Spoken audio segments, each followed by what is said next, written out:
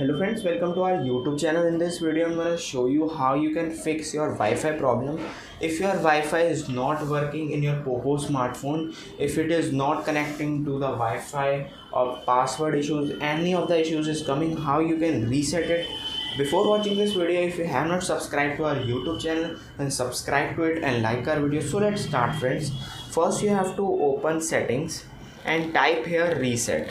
Click on reset Wi-Fi and friends, then click on reset settings. Then you have to simply make a password and click on OK. And friends, you can see your Wi-Fi has been reset. And now you have to just simply turn on your Wi-Fi and connect to any network. You can see,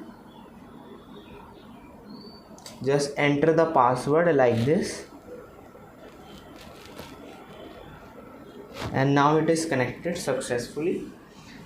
If it is not working, then you have to restart your smartphone. It will work. I hope you like this video. If you like this video, then subscribe to our YouTube channel for more helpful tips and tricks videos. Thanks for watching.